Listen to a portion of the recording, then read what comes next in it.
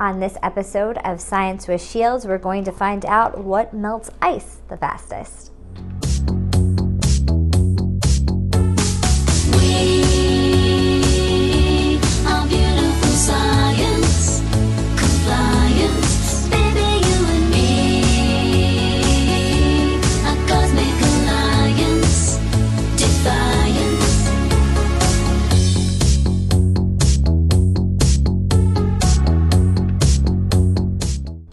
Hey everyone, it is meteorologist Christy Shields. So we're going to see what melts ice the fastest. It's going to be an experiment because, you know what, we've already had some icy conditions here in central Pennsylvania this winter and some ice storms as well. So what's the best thing to put on our icy sidewalks? So we're going to figure that out today. So what I have here is some cold water.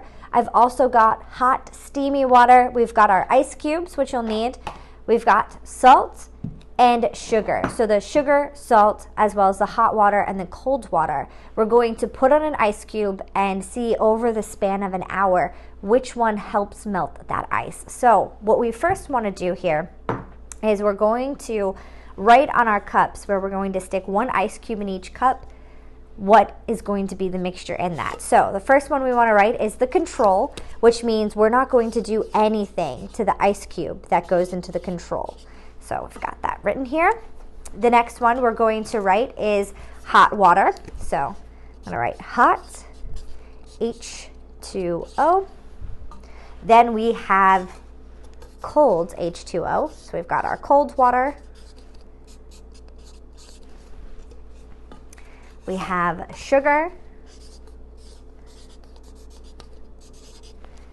And we have the salts.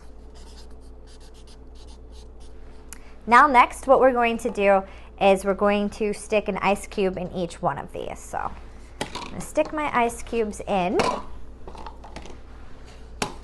And also, if you don't have little Dixie cups that you can use for this experiment, you can also use a pan that you can make cupcakes in or something like that, and you can stick an ice cube in each one of those. So the next thing we're going to do is we're going to stick 1 tablespoon of each thing into it. So the first one we're going to do is the salt. So I'm going to measure out a tablespoon of salt, and we're going to stick that here on the ice cube. Okay, we'll see how that one goes. The next one is sugar. So like I said, we're going to take a tablespoon of sugar and pour it on. Here you go. We've got our sugar. And this is why it's important to label your items, because salt and sugar kind of have the same look, and so does cold and hot water. So the next one is cold water. I'm going to take a tablespoon and stick on the ice cube. And our last one is the hot water, and we will stick that on the ice cube here. All right, and then we have our control, and remember, we're not doing anything with this.